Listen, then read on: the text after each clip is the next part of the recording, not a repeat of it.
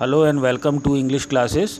This is your teacher Adarsh Vili, and as we are going through Act 1 Scene 1 and I have explained you line number 1 to 20 earlier, I'll give you a quick revision of line 1 to 20. Now as the scene opens, we see that Antonio, Celinio and Celerino, they are at the street of Venice, and in this scene we meet first Antonio, Celerino and Celanio. Antonio says that he is sad, but he does not know the cause of his sadness. Celerino says that Antonio's sadness must be due to his merchant ships being on the sea.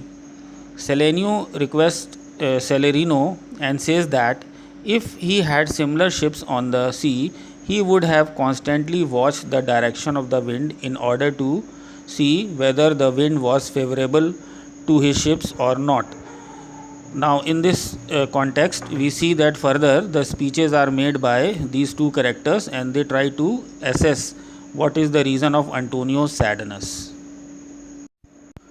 Now the next speech is made by Celerino over here, and he gives the example of a soup. He says that while I am sitting at my home and I am having a cup of hot soup, he says that when I blow up my hot soup to cool it, it would shiver to think what havoc a storm might do to my ship. So he says that when he would blow into his soup to cool it, at that time the ripples which will be produced in the bowl will remind him of the storm that might harm his ship. And then he says that when I look at the hourglass was a kind of a watch which was used at those time in which the sand was filled. It was also known as the sand clock. So he says that when I will look at the sand clock, I would see the sand, and this sand would remind me of the sand banks where the water is shallow. And he says that how my richly ships had been caught up in the sand, and he says that it would remind me that my ships can be caught up in the sand where the water is very less and the sand is more, and if a ship is caught in the sand it would be drowned. And he says that the ship would be tilted upward and her top must be buried in the ground.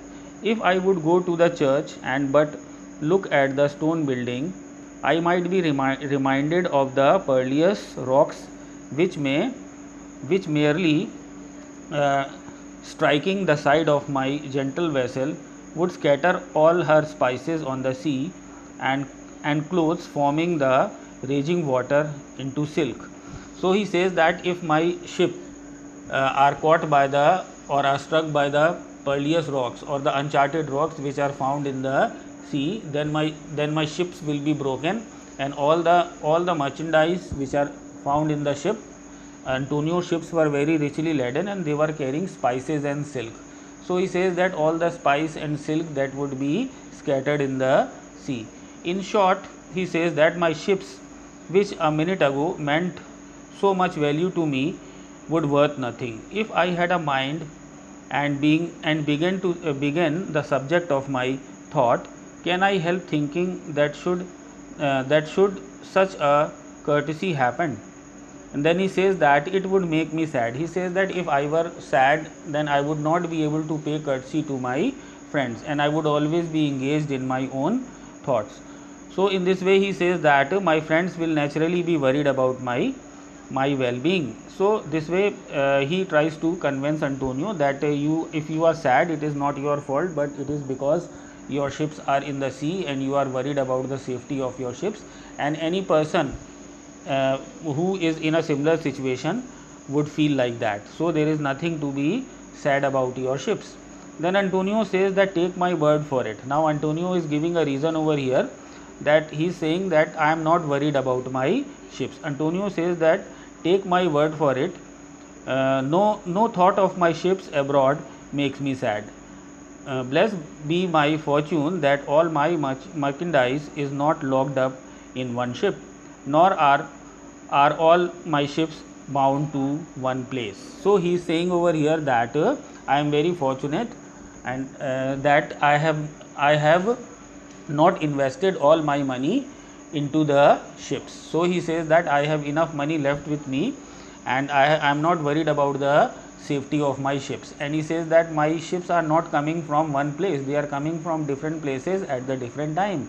So even if one of my ship is destroyed, I can make the profit from the other ships. So in this way he says that I am not worried about my ships. Then he says that therefore it is not the thought of my ship abroad that makes me sad. So he gives two reasons over here that why he is not sad about his ships. Firstly, he has not invested all his money in the in his ships, and secondly, his ships are coming from various places, so there is no way that he can be that they can be all can be destroyed at one. Then here Celerino gives another reason, and he says that then I suppose that you are in love. So he is saying that then another reason is that you might be in love, but he says that no. Antonio says that reject this idea. He says that I am not in love either. So in this way, both the reasons given by Selenio and Celerino are rejected by Antonio, and neither he was in love nor he was worried about the safety of his ships.